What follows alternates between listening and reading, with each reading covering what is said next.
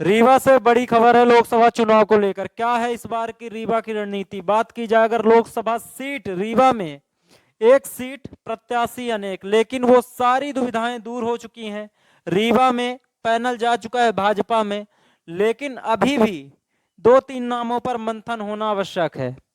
देखा जा रहा है इसमें से अभी तीन नाम फाइनल किया गया है, एक जनार्दन मिश्रा, एक पुष्पराज सिंह, एक गौरव तिवारी, लेकिन एक जो हिडन नाम है वो है प्रज्ञा त्रिपाठी।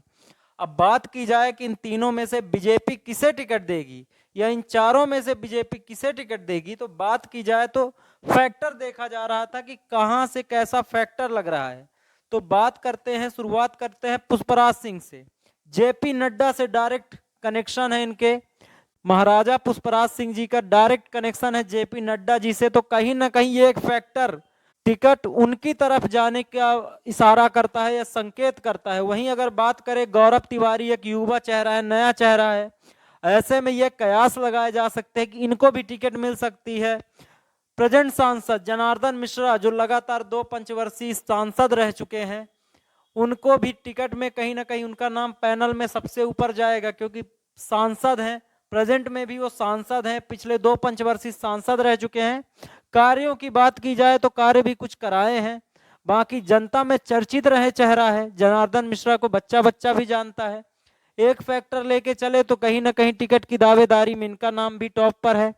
अब बात करें दो नामों की, प्रज्ञा त्रिपाठी और गौरव तिवारी, इन दोनों नामों की चर्चा अचानक से उठी। गौरव तिवारी जो लगातार कार्यकर्ता हैं, भाजपा के एक अहम किरदार में रहे हैं, साथ में रहे। वहीं प्रज्ञा त्रिपाठी की बात करें तो विधानसभा चुनाव में इनकी एक्टिविटीज देखी गई, जिस प्रकार पहले प्रत्याशी की दावेदारी में थी, उसके बाद टिकट न मिलने के बाद भी उन्होंने लगातार क्षेत्र में एक तरीके से भाजपा का प्रचार किया। ऐसे में यह फैक्टर देखा जा सकता है, और डायरेक्ट इनकी स्मृति ईरानी से भी इनके कनेक्शन है।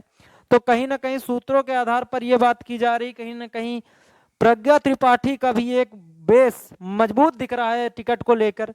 अब फाइनल नाम की बात करें तो अगर चेहरा चेंज हो तो या तो प्रज्ञा त्रिपाठी, गौरव तिवारी, और या फिर महाराजा पुष्पराज सिंह, लेकिन एक ही घर में दो टिकट, पहले बेटा एमएलए और पिताजी को देना सांसदी का टिकट, ये क्या फैक्टर काम करेगा?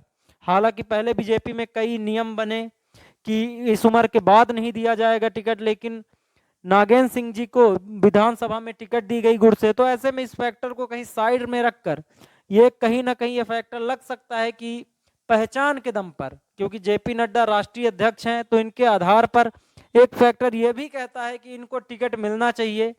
साथ में अगर बात करें कांग्रेस की, तो कांग्रेस से तीन नाम फाइनल है, जिसमें राजमण पटेल, देवराज सिंह पटेल, और दूसरा सबसे चर्चित तीसरा नाम जो है वो है अजय मिश्रा बाबा, जो कि अभी टॉप पर हैं। हो सकता है कि इस लड़ाई जो है युवा वर्सेस युवा हो, गौरव तिवारी वर्सेस अजय मिश्रा बाबा की हो, या तो फिर प्रज्ञा त्रिपाठी वर्सेस अजय मिश्रा बाबा की हो।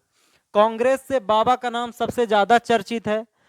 ऐसे में कयास लगाए जा रहे हैं कि युवा वर्सेस बाबा, युवा वर्सेस युवा, कांग्रेस भाजपा में एक अच्छी टक्कर देखने को मिल सकती है। अब देखते हैं क्या निर्णायक फैसला लेता है आला कमान।